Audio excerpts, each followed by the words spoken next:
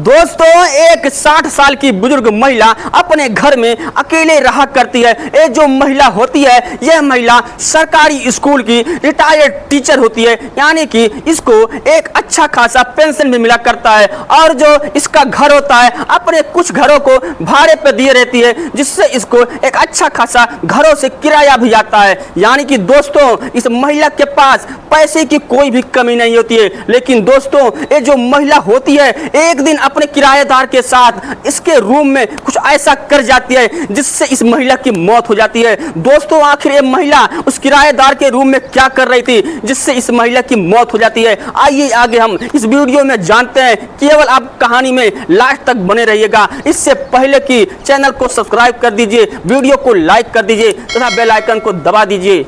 नमस्कार दोस्तों, मैं अविनाश पाल। आज जो मैं आपको एक सच्ची घटना सुनाने जा रहा हूं, यह सच्ची घटना महाराष्ट्र के सिविल लाइन कॉलोनी की रहने वाली एक महिला होती है, जिसका नाम होता है सुनीता मोरिन, जिसकी उम्र लगभग 60 साल की होती है। दोस्तों, ये जो सुनीता मोरिन होती हैं, यह एक विधवा औरत होती हैं। इनके पति बहुत पहले ही इस दुनिया को छोड़कर चले गए हैं।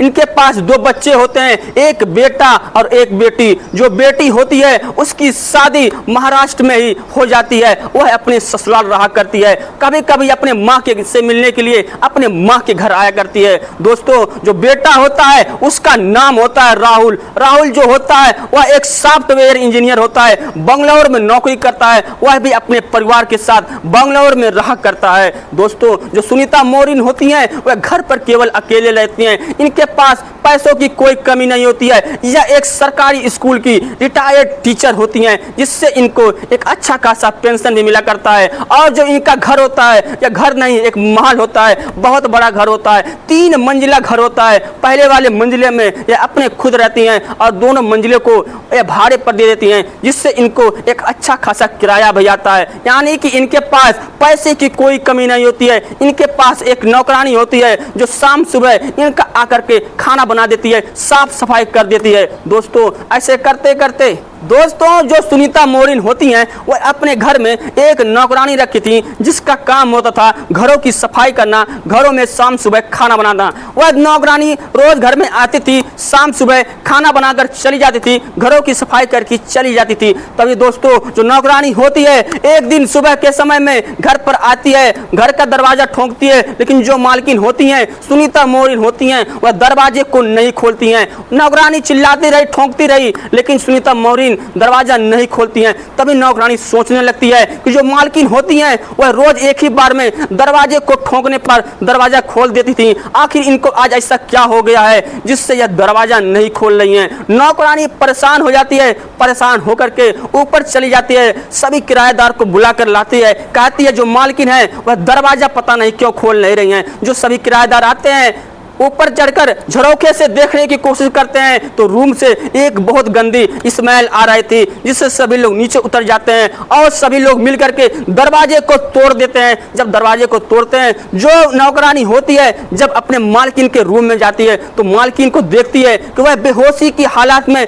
बेड पर सोई रहती हैं। जब इस बात की सूचना सभी लोगों को लग जाती है, तो वह सभी लोग तुरंत डॉक्टर को फोन कर देते हैं। जो डॉक्टर होते हैं वह आते हैं, तो देखते हैं जो सुनीता मोरिन होती हैं, उनकी मौत हो चुकी थी। डॉक्टर कहते हैं इनकी फूड पॉइजनिंग की वजह से इनकी मौत हो गई है, यानी कि यह शाम को कुछ गड़बड़ खाना खा ली, जिससे इनकी मौत हो गई। इस बात की सूचना सुनीता मोरिन के लड़के यानी कि राहुल को दी जाती है, जो बंगलौर में रहता है। जब राहुल इस बात को सुनता है कि मेरी माँ इस दुनिया को छोड़कर चली गई है, तो वह आश्चर्यचकित हो जाता है, सोच में पड़ जाता है। सोचता कि अभी मैं कल माँ से बात किया हूँ, कल माँ तो ठीक थी, अचानक उसको आज क्या हो गया। लेकिन दोस्तों, वह रोते रोते अपने बहन को फोन करता है, जो उसकी बहन की शादी महाराष्ट्र में हुई रहती है, वह अपने ससुराल में रहती है। जो बहन सुनती है, वह भी आश्चर्यचकित हो जाती है। वह भी कहती है अभी तो मैंने कल ही माँ से बात किया था, आखिर माँ को अचानक क्या हो गया। रोते रोते अपने माँ के घर पर आती है। जब माँ को अपने मृत हालत में देखती है, तो चीखने लगती है, चिल्लाने लगती है।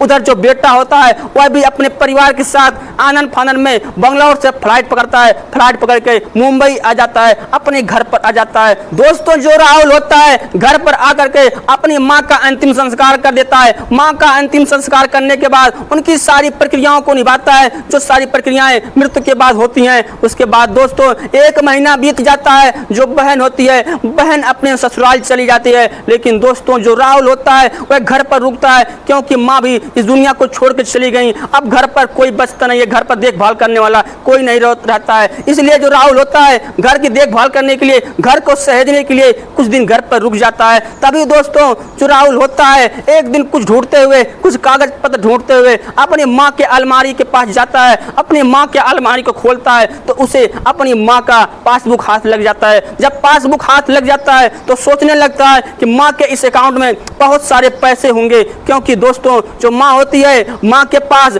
पेंशन भी अच्छा खासा आता था और माँ के पास रूम भाड़ा, रूम किराया भी अच्छा खासा आता है। इसलिए जो लड़का होता है वो सोचने लगता है कि माँ के अकाउंट में बहुत सारा पैसे होते हैं, चलिए हम इस पैसे को निकाल लेते हैं। जो राहुल होता है अपने पास के एक बैंक में जाता है, कहता है साहब मेरी माँ इस दुनिया को छोड़कर चली गई है, मेरे माँ के अकाउंट में बहुत सारा पैसा है, आप बताइए ये पैसे कैसे निकल लेंगे, मुझे ये पैसे को निकालने हैं, बहुत ज़रूरत है। जो बैंक मैनेजर होता है पासबुक को लेता है, पासबुक को चेक करता है तो देखता है कि इस खाते में 1 भी रुपये नहीं है। जब लड़का राहुल इस बात को सुनता है कि माँ के अकाउंट में 1 भी रुपये नहीं है तो वह आश्चर्यचकित हो जाता है, सोच में पड़ जाता है कि माँ के अकाउंट में इतना सारा पैसा था, सारा पैसा कहाँ गया, माँ सारा पैसा क्या कर ली, किसको दे दी। दोस्तों जो राहुल होता है वह आश्चर्यचकित हो जाता है, सोच में पड़ जाता है। सोच में पड़कर अपने घर पर आता है, अपने पत्नी से कहता है कि माँ के अकाउंट में 1 भी रुपये नहीं है। दोस्तों जो पत्नी होती है वो राहुल से कहती है ठीक है एक बार आप कल फिर जाइए और बैंक मैनेजर से कहिए कि ये जो पैसा है ये पैसे कब निकले हैं और कहाँ पर निकले हैं। दोस्तों जो राहुल होता है वापस बैंक में जाता है, कहता है साहब देखिए जो एक अकाउंट है ये पैसे हैं, ये पैसे कब निकले हैं और कहाँ से निकले हैं। जो बैंक मैनेजर होते हैं वह कहते हैं जो डेट बताते हैं वो डेट उसके माँ के मरने के बाद होता है, यानी कि जो पैसा निकला रहता है वह पैसा उसके माँ के मरने के बाद ही पैसा निकला रहता है। जब राहुल इस बात को सुनता है कि मेरे माँ के मरने के बाद पैसा निकला है तो वह आश्चर्यचकित हो जाता है, सोच में पड़ जाता है कि मेरे माँ के मरने के बाद आखिर पैसा कौन निकाला, कौन ऐसा हो सकता है। तभी वह सोचने लगता है, कई लोगों पर शक करता है, लेकिन दोस्तों तब वह जो वहाँ के बैंक मैनेजर होते हैं उनसे कहता है साहब आखिर ये कहाँ से निकला है, किस एटीएम से निकला है। जो बैंक मैनेजर होते हैं उसे इस एटीएम का नाम बता देते हैं। दोस्तों जो राहुल होता है उस एटीएम पर जाता है, वहाँ के बैंक पर जाता है और वहाँ के सीसीटीवी को खंगालने शुरू कर देता है। वहाँ के सीसीटीवी में उसको देखता है जो उसी के घर का एक किराएदार होता है जिसका नाम होता है साहिल। दोस्तों जो राहुल होता है जब साहिल को पैसे निकालते हुए देखता है तो साहिल को तुरंत पहचान जाता है, कहता है कि ये मेरे घर पर किराए पर रहता है, यानी कि सारे पैसे इसी ने निकाले हैं, ये जो था ये मेरे माँ के बहुत करीब भी था। दोस्तों उसके बाद राहुल वहाँ के सीसीटीवी को अपने कब्जे में लेता है। कब्जे में लेने के बाद वहाँ से निकलता है और साहिल के पास फोन लगाने लगता है, लेकिन दोस्तों जो साहिल होता है वह फोन को स्विच ऑफ करके रखता है, इसलिए साहिल से बात नहीं हो पाती है। उसके बाद दोस्तों जो राहुल होता है अपने पास के थाने में जाता है, थाने में जाकर के एक रिपोर्ट लिखाता है, कहता है साहब मेरी माँ 1 महीने पहले इस दुनिया को छोड़कर चली गई, मुझे लगा था कि मेरी माँ की मृत्यु फूड पॉइजन की वजह से हुई थी, डॉक्टर ने कहा था कि आपकी माँ की मृत्यु फूड पॉइजन की वजह से हुई है, लेकिन मेरी माँ की मृत्यु फूड पॉइजन की वजह से नहीं हुई है, मेरी माँ को जो साहिल है यही साहिल ने मारा है। जो पुलिस होते हैं वह भी रिपोर्ट लिख लेते हैं, रिपोर्ट लिखने के बाद साहिल का नंबर ले लेते हैं, साहिल के नंबर का लोकेशन ट्रस्ट करते हैं। जो लोकेशन होता है वह पश्चिम बंगाल के कोलकाता के गली नंबर 2 मकान नंबर 403 का होता है। दोस्तों जो मुंबई पुलिस होती है वह कोलकाता जाती है, कोलकाता जाकर के साहिल के घर पहुंच जाती है, साहिल को गिरफ्तार कर लेती है, गिरफ्तार करके उसे मुंबई लेकर आती है। मुंबई लाने के बाद जो साहिल होता है साहिल से कई तरीके से पूछताछ होती है, तो जब साहिल होता है वह टूट जाता है। टूटने के बाद दोस्तों एक कहानी बताना शुरू करता है। जब इस कहानी को सारे पुलिस वाले सुनते हैं, उनका बेटा राहुल सुनता है तो आश्चर्यचकित हो जाता है, सोच में पड़ जाता है कि मेरी माँ ऐसे कैसे कर सकती है। जो साहिल होता है कहता है साहब आज के 2 साल पहले मैं मुंबई में कमाने के लिए अपने पत्नी के साथ आया था। पहले तो मैं अपने दोस्त के रूम में अपने पत्नी के साथ रहता था, लेकिन वहां पर मुझे अच्छा नहीं लगा। मेरा दोस्त भी रूम में रहता था, मैं अपने दोस्त के साथ अपने पत्नी के साथ सोता था, इसलिए मुझे वहां पर बिल्कुल अच्छा नहीं लगा। उसके बाद मैं एक रूम ढूंढना शुरू कर दिया। रूम ढूंढते ढूंढते मैं सुनीता मोरिन के घर पर आ गया। इनके घर पर रूम खाली था, मैं इनके घर पर रूम ले लिया। रूम लेकर के इनके घर पर रहने लगा। रहते रहते मुझे कुछ दिन बीत जाते हैं, मैं अपने ड्यूटी चला जाता था और जो मेरी पत्नी होती थी अब मुझे खाना पीना बना करके घर में रहा करती थी। लेकिन दोस्तों कुछ दिन बीतता है, जो सुनीता मोरिन होती है वह इनके पत्नी साहिल के पत्नी से आकर बातें करने लगती है। जो साहिल की पत्नी होती है वह भी सुनीता मोरिन से बातें करने लगती है। सुनीता मोरिन होती है वह भी साहिल के घर में आया करती थी और जो साहिल की पत्नी होती है वह भी सुनीता मोरिन के घर में आया करती थी। यानी कि जब ये लोग ड्यूटी चले जाते थे तो ये लोग घंटों घंटों तक पास में बैठकर बातें करते थे। दोस्तों जो सुनीता मोरिन होती हैं जब साहिल के रूम में जाने लगती हैं, साहिल के रूम के दरवाजे के पास पहुंचती हैं तो दरवाजा खुला रहता है। वह देखती हैं जो साहिल होता है अपने पत्नी के साथ जबरन तरीके से शारीरिक संबंध बना रहा था। जब वह इस दृश्य को देखती हैं तो उनके अंदर की भी हवस जाग जाती है, उनका अंदर से भी मन करने लगता है। लेकिन दोस्तों वह करे तो किसके साथ करें। उनका जो पति होता है वह पति बहुत पहले इस दुनिया को छोड़कर चला गया था। धीरे धीरे कुछ समय बीतता है, जो साहिल होता है वह एक दिन अपने पत्नी से कहता है देखो अगर तुम यहाँ पर रहोगी तो मेरे पास पैसे नहीं बचेंगे, मेरा इतना ज्यादा कमाई नहीं है तुमको हम मुंबई जैसे शहर में रख सकें। एक काम करो चलो तुमको हम घर पर छोड़ देते हैं। जो साहिल होता है अपने पत्नी से घर पर जाने के लिए कहता है और अपने पत्नी को ले जा करके घर पर छोड़ देता है। छोड़ करके 2-3 दिन में वापस मुंबई शहर अपने रूम में आ जाता है। उसके बाद दोस्तों जो साहिल होता है वह सोचने लगता है मेरी पत्नी भी यहाँ पर नहीं है तो मैं इतना महंगा रूम लेकर क्या करूँगा, ये क्यों ना मैं ये रूम को छोड़ दूँ और अपने दोस्त के जहाँ पहले मैं रह रहा था वहाँ पर चल कर रहने लगूँ। दोस्तों इस बात की जिक्र वह अपने मकान मालकिन सुनीता मोरिन से करता है। सुनीता मोरिन से कहता है देखिए मैं अकेले इस रूम में नहीं रह सकता, बहुत ज़्यादा भाड़ा पड़ता है, मैं आपका रूम छोड़ना चाहता हूँ। जब सुनीता मोरिन इस बात को सुनती हैं तो वह आश्चर्यचकित हो जाती हैं, गुस्सा हो जाती हैं, कहती हैं तुमको अगर ये रूम छोड़ना होगा तो तुमको मुझे 2 महीने का एडवांस भाड़ा देना होगा, तभी तुम इस रूम को छोड़ सकते हो। दोस्तों जो साहिल होता है जब इस बात को सुनता है तो 2 महीने का भाड़ा एडवांस देना होगा तो वह आश्चर्यचकित हो जाता है, सोच में पड़ जाता है। कहता है ऐसा कोई नियम नहीं है कि रूम छोड़ने के बाद 2 महीने का भाड़ा एडवांस देना पड़ता है, ऐसा कोई नियम नहीं है। लेकिन दोस्तों जो सुनीता मोरिन होती हैं वह नहीं मानती हैं, कहती हैं अगर तुमको रूम छोड़ना है तो 2 महीने का भाड़ा देना होगा।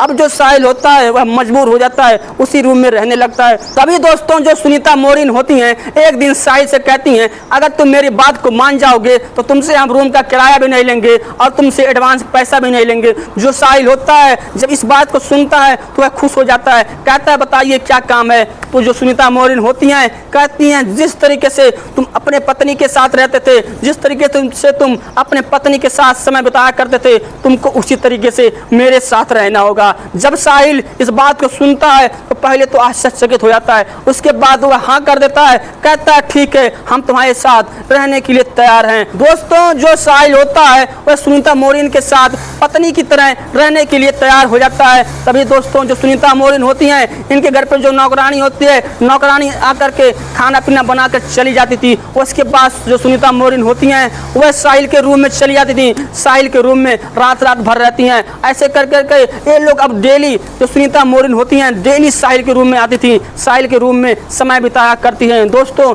ऐसे करते करते अब लगभग 6 महीने बीत जाते हैं। अब जो दोस्तों साहिल होता है वह सुनीता मोरिन से ऊब जाता है, परेशान हो जाता है। तभी दोस्तों उसकी पत्नी घर से फोन की रहती है, कहती मेरा तबीयत बहुत ज़्यादा खराब है, मुझे आपसे मिलने का मन कर रहा है, आप जल्दी से घर पर आ जाइए। दोस्तों जो साहिल होता है जब इस बात को सुनता है तो वह घर पर जाने के लिए तैयार हो जाता है। सुनीता मोरिन से कहता है कि मैं घर पर जा रहा हूँ। जब सुनीता मोरिन इस बात को सुनती हैं तो कहती हैं साहिल से अगर तुम घर पर जाओगे तो हम तुमको छेड़छाड़ के केस में फंसा देंगे और तुमसे 2 महीने का भाड़ा भी जो है वो भी लेने लगेंगे।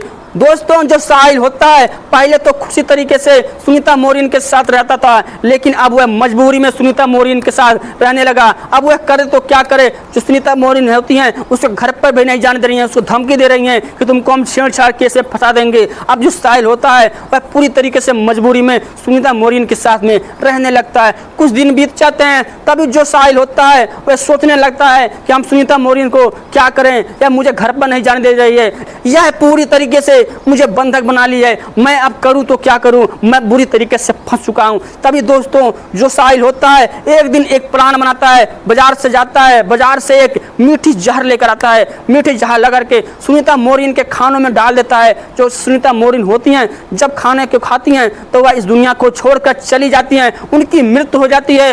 दोस्तों उसके बाद जो साहिल होता है उनके एटीएम को लेता है और उनके पास जो नगद पैसे होते हैं, कुछ ज्वेलरी होते हैं, सबको लेकर के अपने घर वापस पश्चिम बंगाल चला जाता है। दोस्तों साहिल सोच रहा था कि मुझे कोई पकड़ नहीं पाएगा, मुझे कोई पहचान नहीं पाएगा, लेकिन दोस्तों जो मुंबई पुलिस होती है वह साहिल को पहचान कर लेती है, साहिल को पकड़ करके जेल में डाल देती है। दोस्तों जो सुनीता मोरिन होती हैं कैसे अपने एक हवस की चाहत के लिए एक सीधे साधे लड़के को, एक सीधे साधे घर को पूरी तरीके से बर्बाद कर देती हैं और अपनी भी इस दुनिया से चली जाती हैं। इधर जो साहिल होता है वह कम नहीं है, वह अगर पैसों की लालच में सुनीता मोरिन के जाल में नहीं फंसा होता, वह वहीं काम से भाग गया होता तो वह आज जेल में नहीं जाता, वह आज सुनीता मोरिन की हत्या में जेल में नहीं बंद होता। दोस्तों इस कहानी को सुनाने का मतलब मेरा किसी का दिल दुखाना नहीं है, बल्कि समाज को जागरूक करना है। नमस्कार, जय हिंद, जय भारत।